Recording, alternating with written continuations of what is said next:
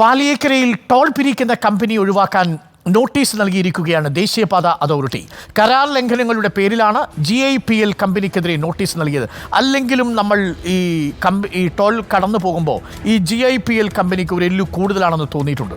Notice ചോദ്യം ചെയ്ത് സംസ്ഥാന സർക്കാരിനെ കക്ഷി ചേർത്ത് കമ്പനി ഡൽഹി ആർബിട്രേഷനിൽ ഹർജി നൽകി. കക്ഷി ചേർത്തതിൽ നിന്ന് ഒഴിവാക്കണമെന്നാവശ്യപ്പെട്ട് സംസ്ഥാന സർക്കാർ ഡൽഹി ഹൈക്കോടതിയെ സമീപിച്ചിട്ടുണ്ട്.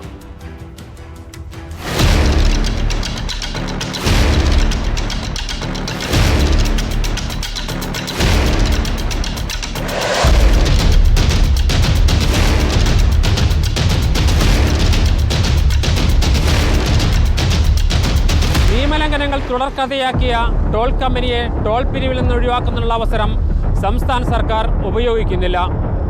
ദേശീയപാത അതോറിറ്റി കണ്ടെത്തിയ സുരക്ഷാ വീഴ്ചകൾ പരിഹരിക്കാൻ ടോൾ കമ്പനി ഇനിയും തയ്യാറായിട്ടില്ല. നിർമ്മാണ ചെലവിൻ്റെ ഇരട്ടി തുക പിരിച്ചെടുത്തിട്ടും ജനങ്ങൾക്ക് ടോൾ കമ്പനി നൽകുന്നത് ദുരിതയാത്ര മാത്രം.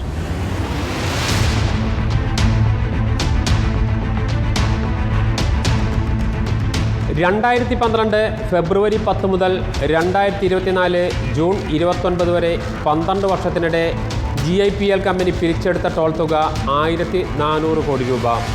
ഒരു ദിവസം ശരാശരി 50 ലക്ഷം രൂപ വരുമാനം. റോഡ് നിർമ്മാണത്തിന് കമ്പനിക്ക് ആകെ ചിലവായത് 726 കോടി. ഇതിനോടകം ഇരട്ടിയോളം തുക പിരിച്ചെടുത്തു കഴിഞ്ഞു. 2028 ജൂൺ 26 വരെ ടോൾ പിരിക്കാൻ കാലാവധിയുണ്ട്. ദിനംപ്രതി ടോൾ നൽകി 40,000-ലധികം വാഹനങ്ങൾ കടന്നുപോകുന്നു. കമ്പനിയുടെ ലാഭം എത്രയെന്ന് ഊഹിക്കാവുന്നതേയുള്ളൂ. വസ്തുതകൾ ഇങ്ങനെയാണ്. പക്ഷേ ടോൾ പിരിവിൽ നിയമലംഘനങ്ങളുടെ നീണ്ട നിര കാണാം. പുതുക്കാട് മേൽപ്പാലം നിർമ്മിച്ചില്ല. സർവീസ് റോഡുകൾ പൂർത്തീകരിച്ചില്ല. ഡ്രെയിനേജ് സംവിധാനം പൂർണ്ണമായും തകരാറിൽ. 5 വർഷം കൂടുമ്പോൾ 68.5 കിലോമീറ്റർ പൂർണ്ണമായും ടാർ ചെയ്യണമെന്നതാണ് കരാർ.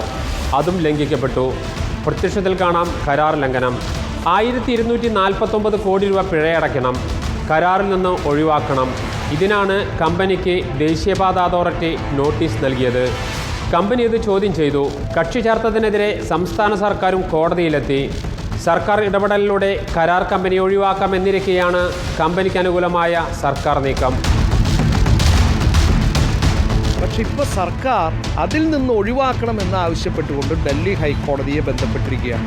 അവിടെ ഹർജി ഫയൽ ചെയ്തിരിക്കുകയാണ്. അപ്പോൾ അതിൽ നിന്ന് നമുക്ക് മനസ്സിലാക്കുന്നത് ഈ ഗുരുതരമായ ക്രമക്കേടും കൊള്ളയും ലംഘനവും ഒക്കെ നടക്കുന്നതിന് സർക്കാർ തന്നെ കൂട്ടുനിൽക്കുന്നു എന്നുള്ളതാണ്.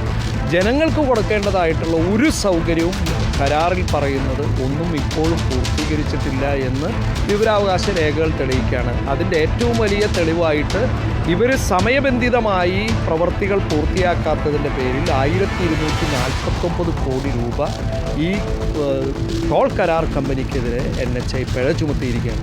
മണ്ണുത്തി വടക്കഞ്ചേരി ദേശീയപാതയിലെ പന്നിയങ്കരയിൽ 28 മാസം കൊണ്ട് പിരിച്ചെടുത്ത തുക 434 കോടി രൂപ.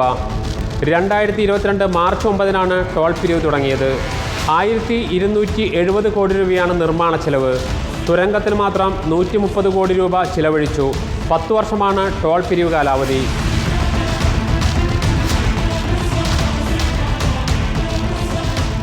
Reporter Jaison in reporter, Thrissur.